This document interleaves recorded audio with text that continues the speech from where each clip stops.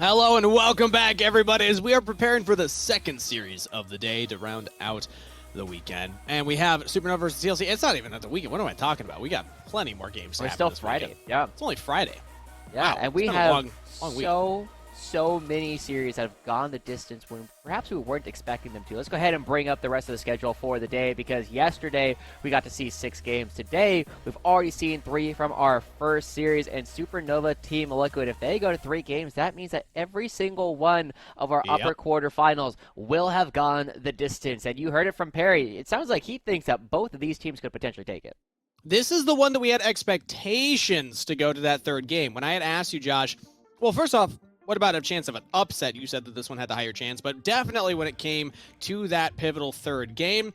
But shout out to DSG for making a very entertaining first series. But why do we think that Supernova TLC is that much closer? Is it just the fact that they're closer in seeding, or does it have to do with the players that we're going to see in the play styles that we expect from this match? It feels as though Team Liquid in particular have upgraded quite a bit. And one of the things that I do really like about this upcoming matchup is the fact that Supernova, I think, are a better matchup for Team Liquid than if they had to go into Maryville, because Array and Diamond, while a very strong bot lane, aren't just running over bot lanes in the same way. You aren't finding nearly as many 2v2 kills. You aren't finding as many dives coming out from Supernova, because Kenby is usually playing towards the top half of the map, which is where Jenkins and Roamer are, where they are better able to withstand that pressure. Sure. And Supernova, I mean, you see the players on screen, but let's take a look at the opposition here. Team Liquid Honda Challengers.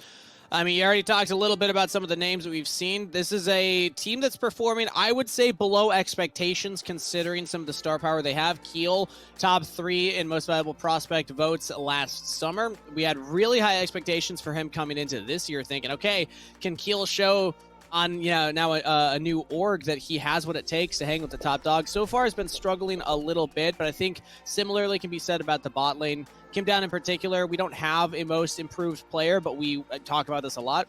Would have been the player we give it to, and hadn't been a much slower start this time around. But playoffs is a different story. Pressure's a little bit higher, and also we've had a little bit more time to prepare for this moment. So with that in mind, we're to pick and ban. We'll see what Team Liquid Honda Challengers have in store for Supernova, who have been scaling pretty well throughout the spring split, Josh. And I'm ready to start saying we've been teasing it. Maybe they're up there with Maryville and FlyQuest. Well, guess Maryville just lost. Yeah, Maryville just lost. FlyQuest dropped a game to AoE. Supernova, if they win this and if they do it cleanly, they have a chance to prove that, no, like they are one of, if not the team to fear now in the upper bracket.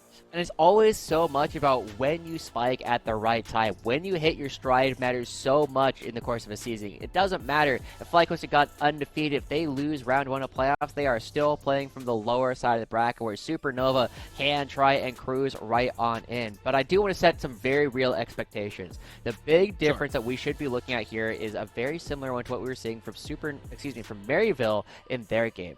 Array and Diamond should be expected to be beating Spawn and Kim Down through most of these early laning phases. And Jenkins has quietly been one of, if not the best top laner in the league, unfortunately, because he plays some off-meta things, and also because his bottom lane has been collapsing quite a bit. He hasn't necessarily been able to take over enough games in order to make it worthwhile, and Supernova should be ready to shut them down.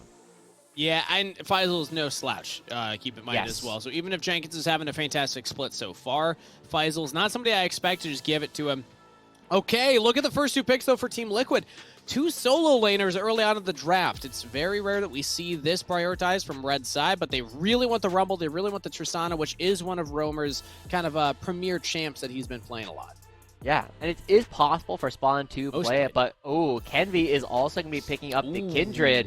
Karma Kindred, not necessarily what comes to mind first for a lot of people, especially going into the, when you have the Xin Zhao available, but still, very powerful combination between these 2 characters, and the Cassante coming through will struggle a little bit into the Rumble, but it is still a very strong top side. The Supernova is ready to go to fisticuffs and let their bottom side perform, but Team Liquid Challengers, it looks as though they had every single part of this draft planned out. That is a very fast Ivern. coming through. Lightning fast lock-ins here. Ivern as the jungler for Keel. They're saving the bot lane counter pick for last. Both teams, in fact, have, because I'm assuming, I'm just going to call it, I think that Karma's going mid for Shochi.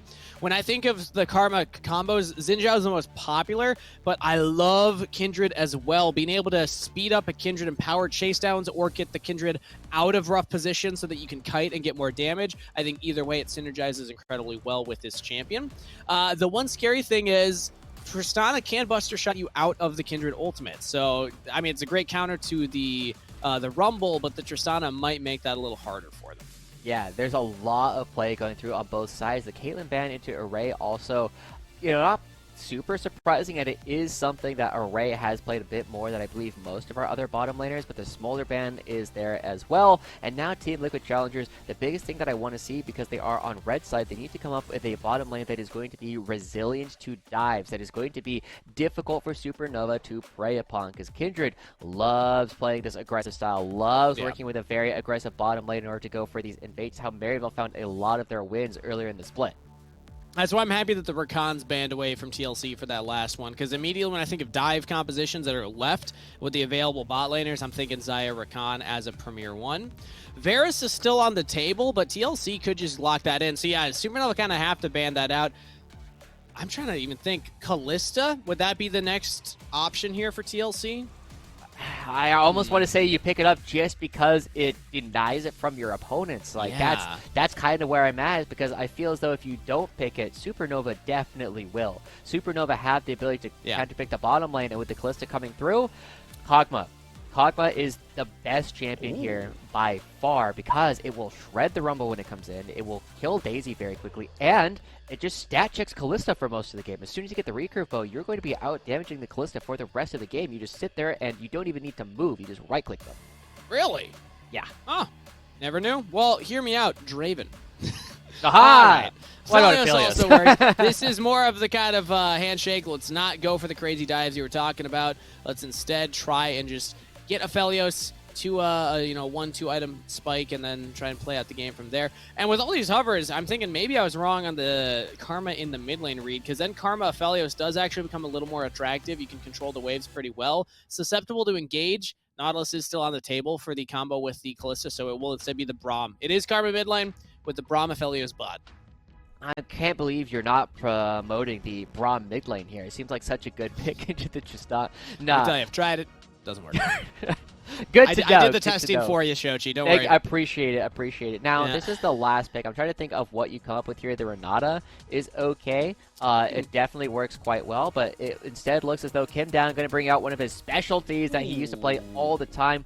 This was the character he made a name for himself on in the first place during his time on Team Liquid Challengers. He was a Thresh main before he joined the team, and ever since then, he looked very comfortable on this. Now, it looks okay. The big thing about Team Liquid Challengers composition is they don't have very many natural go buttons. They're mostly looking to go fishing with Kim Down's hooks and roots coming through from Keel, whereas Supernova, they just create a lot of pressure because Shochi is going to be throwing out more poke than anybody on TLC will be able to deal with.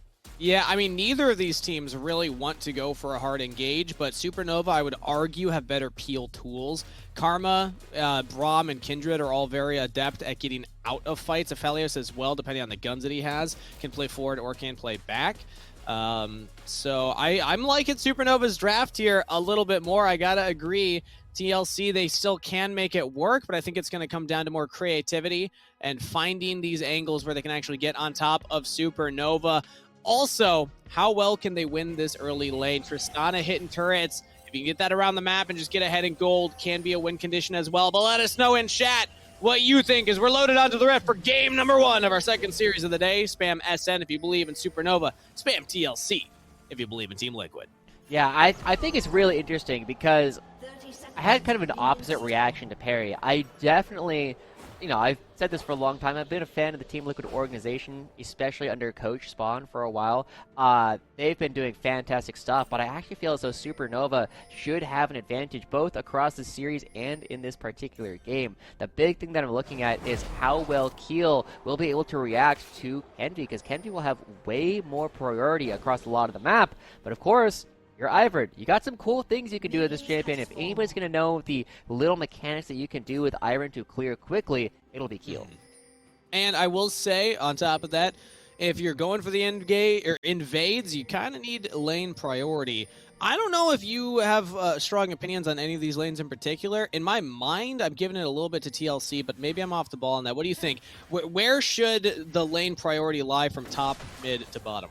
I mean, the big thing is that Shochi can force priority by just throwing Qs into the wave, right? He will always be able to move with Kindred. That is a very powerful combination. That's part of why Roamer trying to play aggressive early on. But look at that, a second Q, and the wave is basically missing already as Shochi takes that one down, and Roamer will have to give ground. So it'll depend entirely on how it is that Kenvi and Shochi want to play this game, because they can always force priority, but they always will have to give something up. Shochi will have to give away a little bit of his health bar in order to try and make sure that his team can push forward.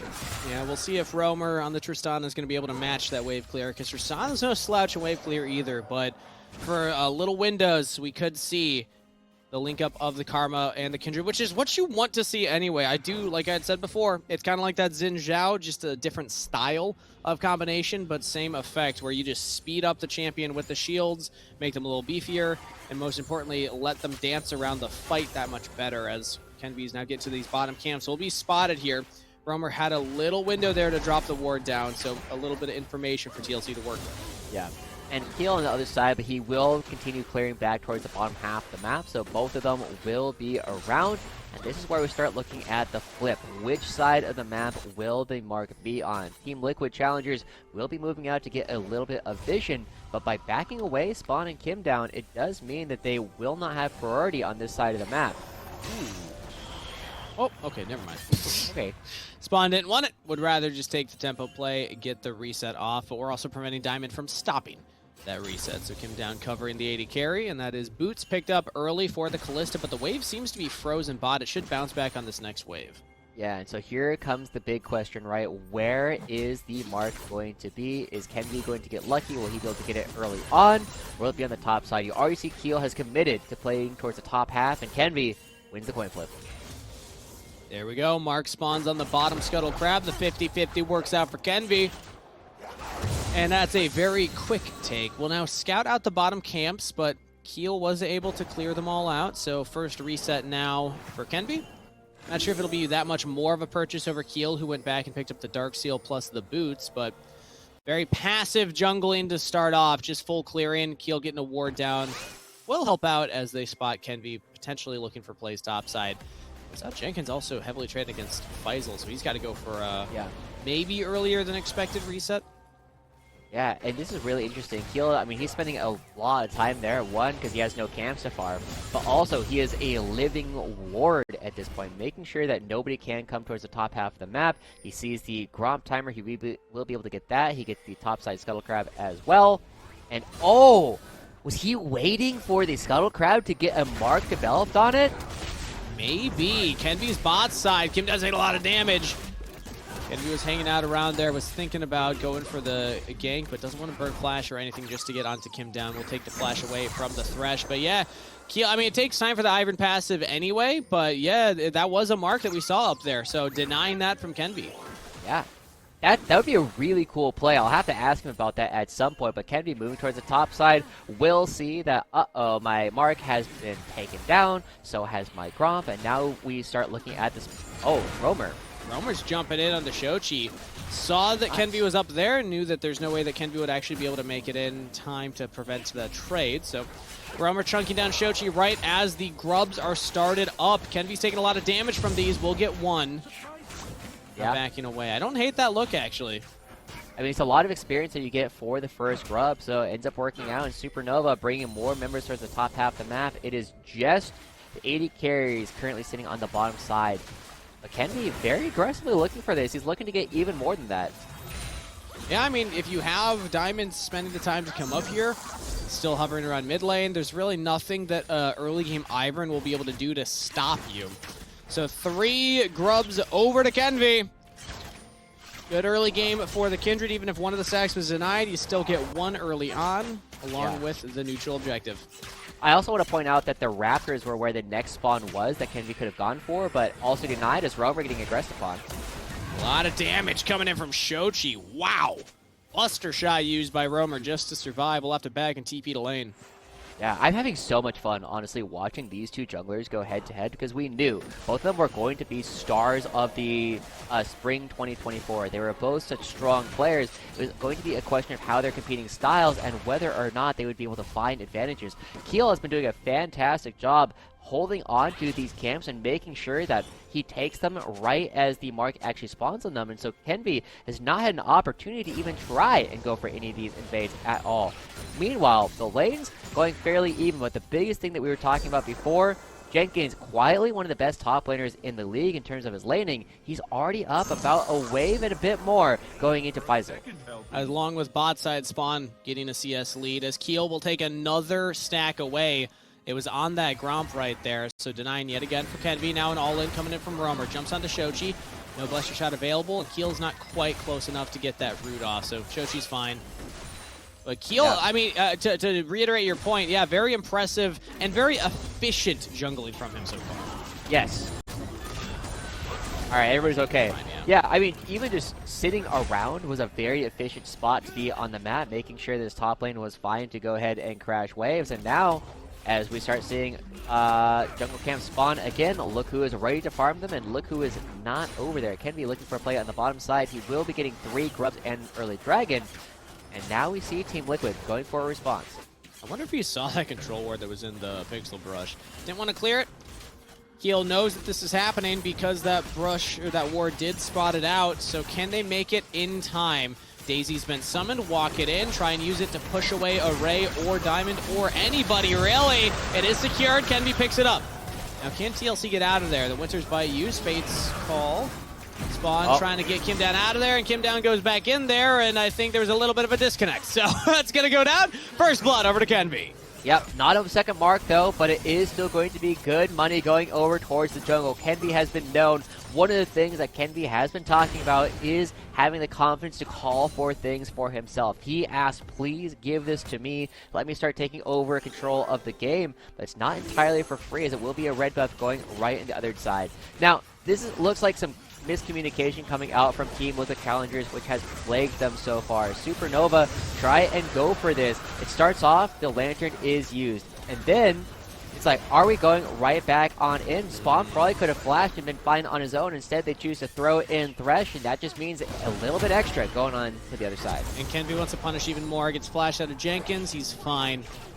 Yeah, it's tough to know what was going on in the comms in that moment. It really felt like Spawn didn't need to press R. Pressing R maybe baited Kim Down in, but it's nothing that we would be able to tell you definitively. Maybe we can talk to the players about it at a later time. But either way, the current game state, still pretty even in terms of gold, but I'm liking Supernova's composition more and more as the game goes on, and they have had a good start to the game here. That early dragon stacking along with the 3 grubs. The next round is spawning here soon, so as long as they can keep prio top, which they currently have, and mid, which they're currently getting, they can look to take those. But as I talk about mid lane, Shochi's gonna be in trouble. Oh, gets the flash up. I thought for sure that landed. Yeah, really good reactive flash from Shochi to not go down. Very respectful as well as soon as he sees it, instantly flashing out of that. Now, we cannot deny that so far, Team Liquid Challengers is laning a bit better. Even though the kills have gone over to Supernova, it has been a small lead appearing in every single lane so far for Team Liquid Challengers. And that will matter a lot, especially considering the fact that Team Liquid Challengers are going to be very focused on, 1, how Spawn is doing, and 2, how Jenkins does for the mid game. And then Roamer will become again powerful later on in the game, but he will need time to sit in side lanes and make sure that he can farm up all the top side or all the bottom side. I just want to say real quick, that was the most Shochi thing that we've ever seen. He just backed, gave over a plate to Roamer, lost a little CS. He doesn't care about his CSD, by the way. This guy's very vocal about that. He just gets a lost chapter and another amp tome. Walks back in the lane as Kenvi is roaming up to the top side. So he just wants to make sure that he has an advantage. He doesn't care if Roamer has more gold in his pocket right now. He cares that he has spent more gold than Roamer and can also push this wave out.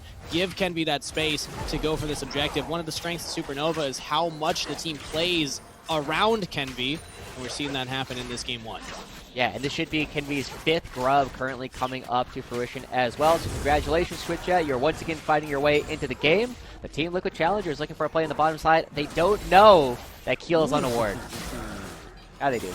Ray almost got hit by that chain. It's a bait. It's a bait. Yep. Yeah, it's all good. Supernova is still very much in a decent spot in this game, but Heel doing a fantastic job shutting down all the marks that Kenvi has been looking for, and that's part of why he goes topside. I think he got one topside. Yeah, how many does he have? Only 2. So he's gotten 2 scuttle marks, and that's it. All right. Well, I mean, that's still a pretty good job coming out from Team Liquid Challengers as a whole to deny all of these.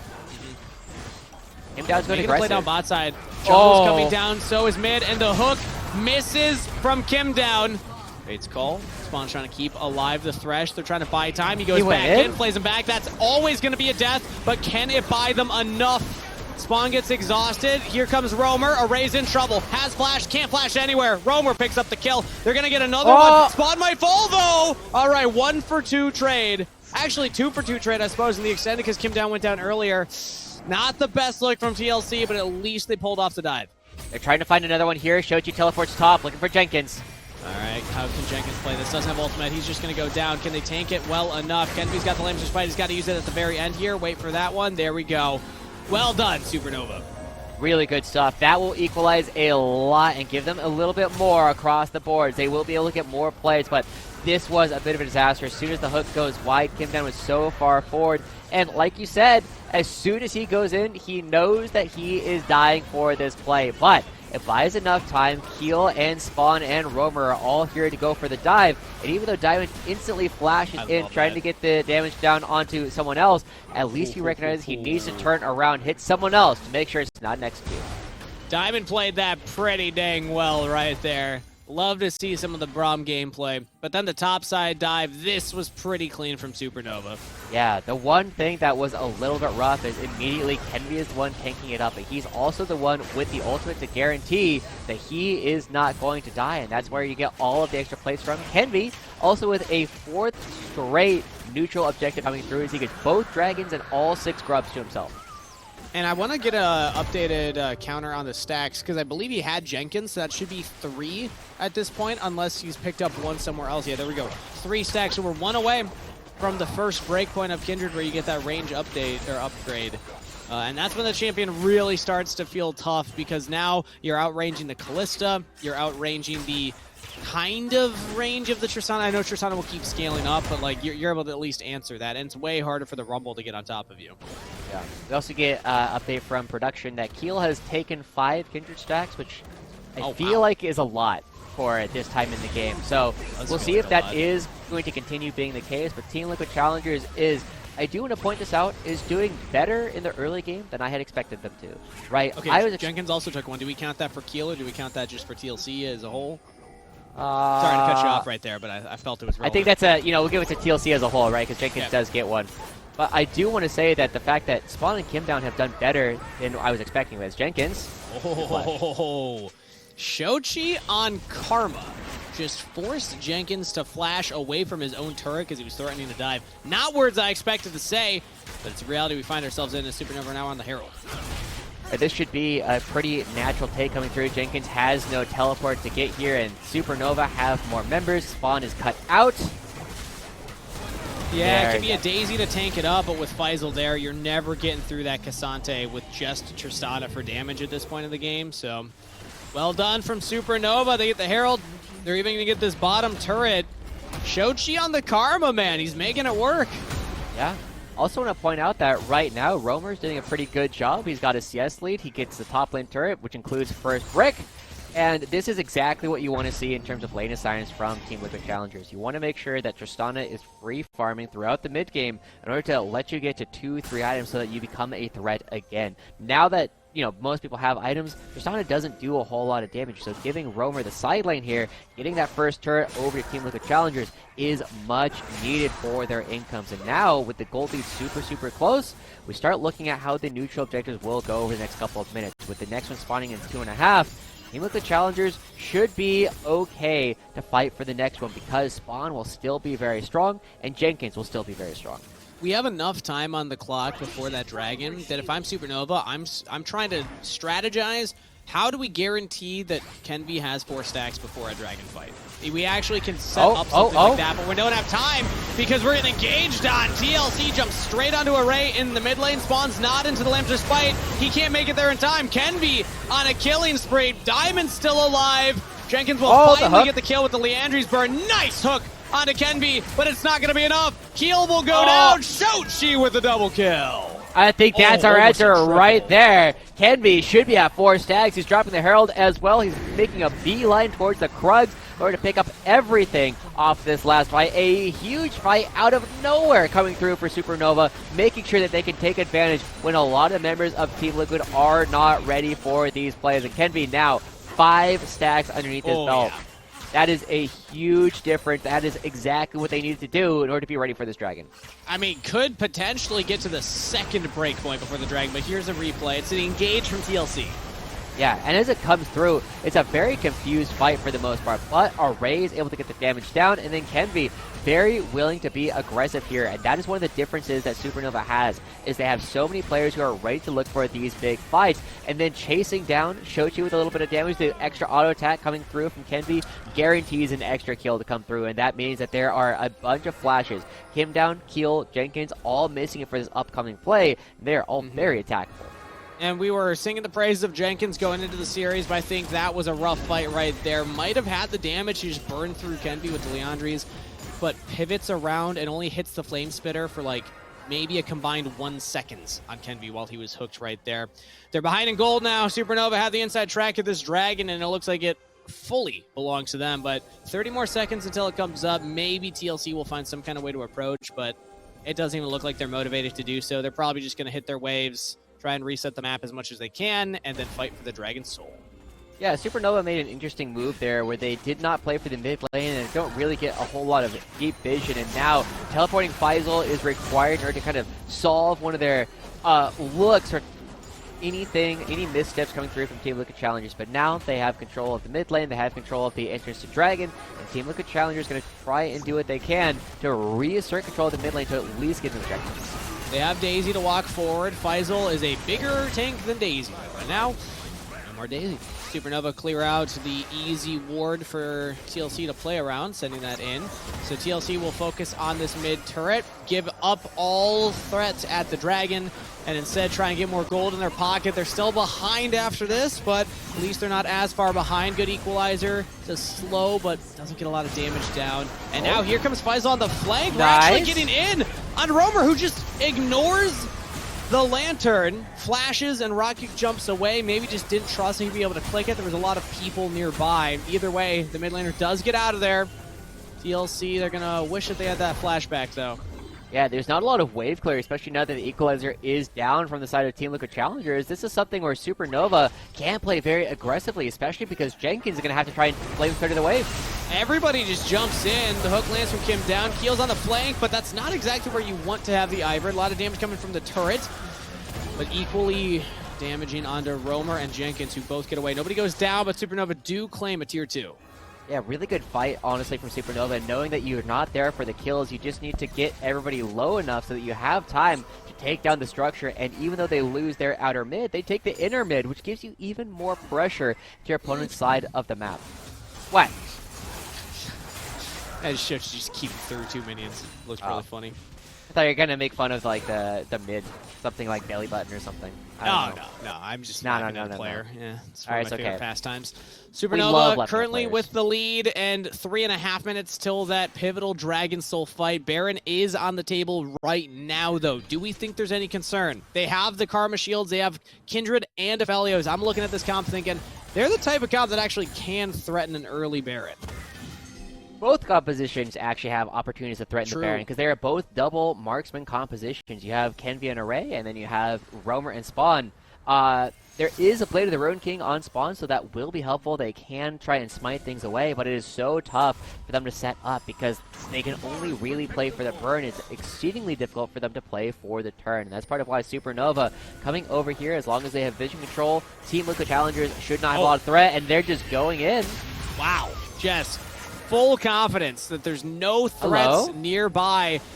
but they're the ones threatening instead. Kim Down, you're gonna have to land this hook. Does not hit onto Kenvi, so has to flash to safety instead. Spawn is rooted down, taken down. Shochi picks up the kill as Lamb's Spy will land, but Equalizer trades it. Kenvi actually left the ultimate. Teleport from Roamer. Rocket jump forward, trying to get damage onto Shochi. A lot of shields. There's the exhaust. They're out of there just fine. Kenvi's the only one to go down so far for Supernova as they still have Faisal pushing the other lane, and they're taking the 3v4, and they are winning it!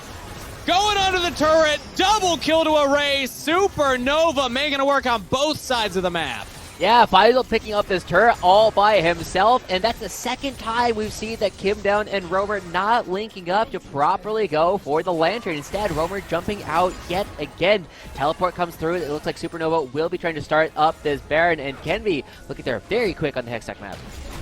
Yeah, Baron started. Let's see if TLC can deny this. Keel has Smite available, but no flash. It's a one-way ticket in.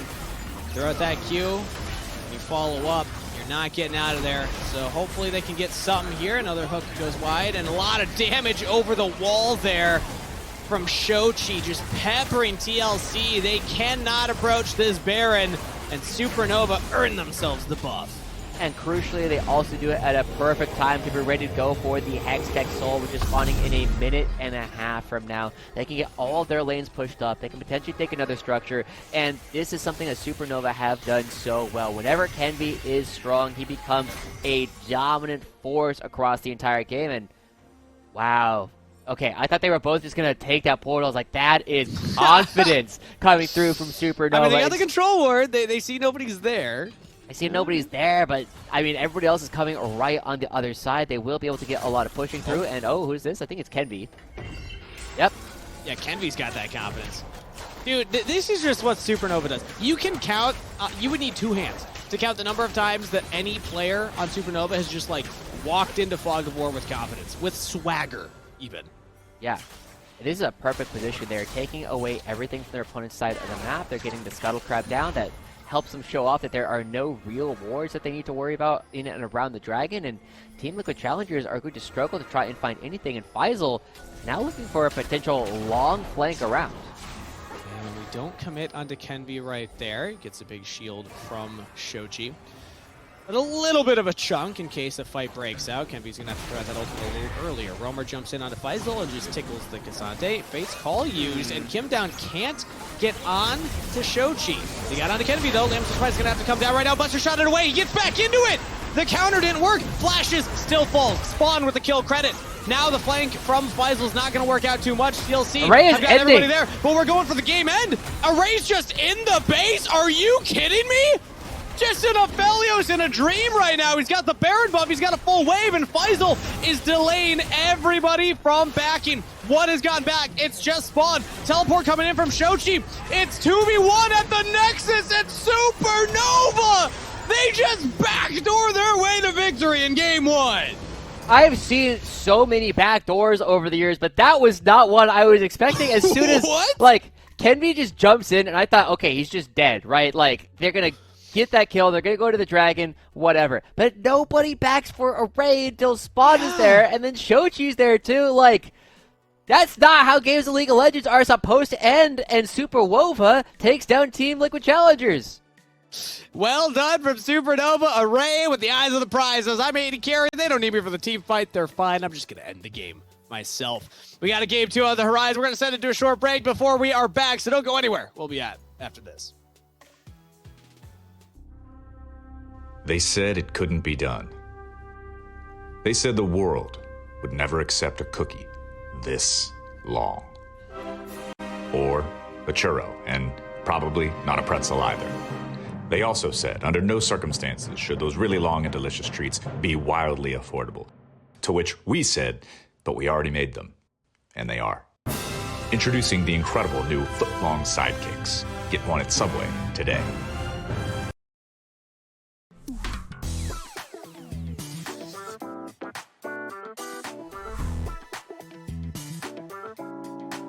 I think TLC will win. We'll have no issues at all. Probably FlyQuest. I hold a lot of respect for like a lot of their players, so probably the favorite to win. Can I say myself? Yeah, I think FlyQuest is the favorite to win the split. Area of Effect Gaming. I think they're individually just so cracked that it doesn't matter who they're up against. Well, that would be my team, because it's my team. I mean, who roots against themselves, you know? Us or FlyQuest, because I think we're the best two teams. I'd say it's probably FlyQuest, I mean, or ourselves. I mean, I can't ever count myself out.